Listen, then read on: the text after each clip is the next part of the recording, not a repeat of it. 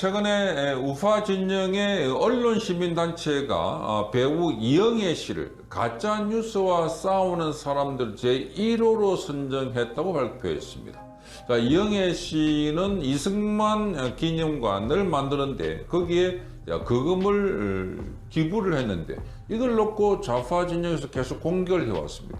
자, 나아가서 이영애 씨와 관련해서 김건희 여사와의 친문설이 있다 이렇게 주장하면서 지난번에 여가부 장관으로 올려갔던 후보 올랐던 김행 그리고 이 이영애 씨 그리고 김건희 여사와 무슨 친분이 있는 것처럼 이렇게 보도했는데 사실이 아니다라고 밝혔음에도 불구하고 계속해서 악의적으로 왜곡 조작 보도했다 하는 비판을 했는데 거기에 열린공감TV가 가짜 뉴스를 보도했다가 이영애 씨가 언제까지 영상을 내려주고 그리고 그 가짜와 관련해서는 적절한 조치를 해달라 이렇게 했는데도 불구하고 아무런 조치를 하지 않자 약 한 달쯤 지나서 이영애 씨가 열린공감TV 제작자들을 형사 고소를 했고 그리고 민사소송을 제기했습니다. 자, 이 영화 배우가 특정 진영에 있는 언론사와 싸운다는 것 자체가 굉장히 피곤하고 아주 힘든 일입니다.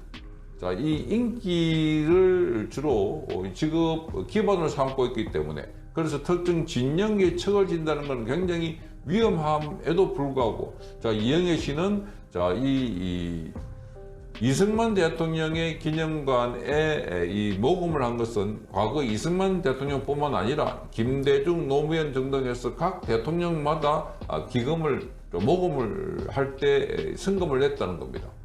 자, 그럼에도 불구하고 이승만 대통령에 대해서만 공격하는 것 자체가 옳지 않다 그렇게 말했고 이승만 대통령은 과도 있지만 공이 굉장히 큰 사람이다 이렇게 지적을 했습니다. 그러면서 우리가 지금 김정은 체제에서 이렇게 고생하지 않고 억압받지 않도록 한 것만 해도 너무나 고마운 일이다 라고 하면서 자라나는 아이들에게 안전하고 발전된 나라에서 살 수 있도록 해준 것에 대해서 감사의 표시로 이렇게 성금을 냈다 이렇게 밝혔음에도 불구하고 계속해서 공세를 펴다가 나중에는 이 김건희 여사가 전시회를 했는데 거기에 찾아가서 이렇게 친분을 과시했다 이렇게 주장을 해왔습니다. 그게 전혀 아니다라고 했음에도 불구하고 그래 조치를 하지 않자. 그래서 이영애 씨가 법적 조치를 했는데 이런 게 시민단체가 볼 때는 가짜뉴스와 싸우고 있는 아주 탤런트로서 영화 배우로서는 힘겹지만 그러나 잘 싸우고 있다 이렇게 봤습니다. 그래서 가짜뉴스 근절에 앞장서온 바른 언론 시민 행동 그리고 공정언론 국민연대 사회정의를 바라는 전국 교수 모임 거기에다가 신전대입 등 이 네 단체가 배우 이영애 씨를 가짜뉴스와 싸우는 사람들 1호로 선정했다 이렇게 밝혔습니다. 자, 이영애 씨는 최근에 이승만 대통령 기념관 건립 기금에 기부금을 낸 것과 관련해서 열린공감TV가 김건희 여사와의 친분설을 제기하면서 진정성을 훼손하는 주장을 펴왔던 것이었습니다. 그래서 여기에 대해서 이영애 씨는 허위사실이라고 하면서 법적 대응 등으로 지금 맞서고 있습니다.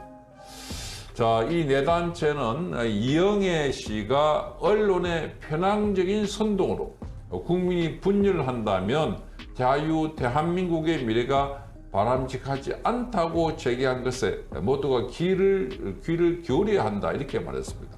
개인이 가짜뉴스와 싸움에 쉽게 나설 수 없기 때문에 그래서 사회 공동체 차원에서 가짜뉴스 근절과 개인의 피해 구제 방안을 강구해야 한다 이렇게 지적했습니다. 자, 이렇게 개인이 싸우는 것도 힘든 데다가 특히나 여기는 이 대중적인 인기 이걸 기반으로 하기 때문에 그래서 아까 말씀드린 것처럼 영화 배우나 탤런트 가수 이런 사람들이 특정 진영과 싸우는 건 너무나 힘들다. 그런데 지금 이 이영애 씨는 본인이 특정 진영의 편을 든 게 아니고 자신의 아버지도 참전용사였고 그래서 그 참전 용사의 가족으로서 나라를 지키던 사람들의 뭐 천안함이라든지 서해 여기 그 쪽이 지키다가 돌아가신 분들, 이런 분들에 대해서 굉장히 성금도 보내고 위로도 하고 이렇게, 자 정말 영화 배우나 탤런트가 이런 행동을 하기 쉽지 않습니다. 뭐 밖에 나가서 한쪽 진영에 붙어가지고 뭐 지원해주고 응원해주고 노래 부르고 하는 건 쉽지만, 그러나 본인이 직접 나서지 않고 조용하게 뒤에서 이 성금을 보내는, 자, 이런 것만이라도 굉장히 의미 있고 가치 있는 일인데, 자, 여기에 대해서 자기 진영과 반대되는 사람이라고 해서 마구 공격을 해온 것, 자, 여기에 대해서 이영애 씨도 그냥 가만히 있지 않고 그런 절차에 따라서 조치를 해주면 지금이라도 이 고소를 하고 난 뒤에 이 조치를 하면은 고소를 취하하겠다 이렇게 밝혔지만 끝까지 이렇게 조치를 하지 않고 있다. 자, 이걸 보면 그쪽 매체들도 그쪽 지지자들의 이 호응을 얻기 위해서 그렇게 해야만 뭐 구독자가 늘고 슈퍼챗도 쏴주고 이러지 않을까 이렇게 보는 겁니다. 자, 어쨌든 이런 상황에서 지금 개인 배우가 지금 이렇게 법적 소송을 갈 정도로면, 자, 우리 사회는 이 정도로 분명한 입장과 태도를 보여주면 가짜 뉴스는 발붙이지 못할 것이다, 이렇게 보는 것 같습니다. 자, 이 단체는 이달에 가짜 뉴스 12개도 함께 발표했습니다. 이재명 대표가 압수수색을 376번 받았다, 이렇게 더불어민주당과 좌파 진영이 주장을 했는데 이게 아니라는 겁니다.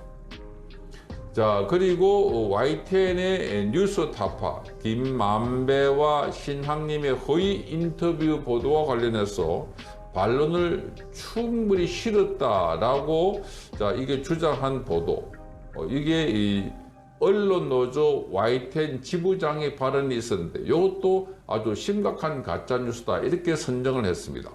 자, 네 단체는 이와 함께 민주당의 김영배 의원 등은 이재명에 대한 검찰 수사의 부당성을 부각시키기 위해서, 자, 압수수색 횟수를 376번이다. 376회라는 숫자로 포장했지만 정확한 근거를 찾기 어려울 뿐만 아니라 문제는 검찰이 입장문에서 모두 36번이다 이렇게 반박을 했다고 합니다. 그 36번을 10배로 뻥튀기 갖고 376회다. 그러니까 아마 저기는 이재명 그 법인카드, 이 경기도의 법카 관련해서 이재명 부인 김혜경 씨가 썼다는 법카, 그게 한 100여 군데가 넘는데 거기 전표를 받아온 것도 그걸 전부 다 압수수색을 보고, 그래서 이재명이 376차례에 걸쳐 가지고 이렇게 압수수색을 받았다, 이렇게 하면서 굉장히 피해자 코스프레 엄청나게 검찰로부터 탄압을 받고 있다, 이렇게 가짜 뉴스를 만들어 가지고 계속 퍼뜨리고 있다는 겁니다. 요것도 지금 지적을 하고 있습니다.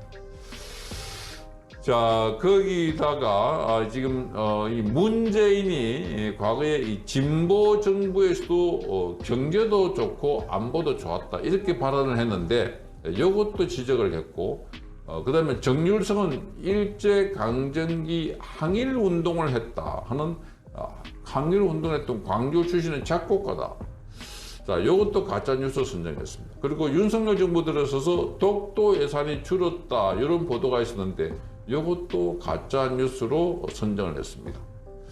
자, 이런 걸 보면 지금 이렇게 가짜뉴스를 꼭 집어가지고 알려주고 그렇게 하는 게 굉장히 중요하다. 그런데 문제는 이게 가짜뉴스가 나가고 난 뒤에 한참 있다가 모니터를 해가지고 발표하기 때문에, 그래서 그 차이가 있기 때문에 맨 처음에 듣는 그 순간 국민들은 많은 이 편견을 갖게 되는데, 자, 이게서 좀 빨리빨리 움직이시면 더 좋지 않을까, 그런 생각을 갖게 됩니다. 어쨌든 가짜뉴스는 우리 사회를 병들게 하는 정말 큰 해악 중의 해악이다 하는 것을 알 수가 있고, 그런 상황에서 영화배우 이영애 씨가 아주 의연하게 잘 대처하고 있어서 그래서 가짜 뉴스와 싸우는 사람들 제1호로 시민단체 4군데로부터 선정받았다는 소식을 전해드렸습니다.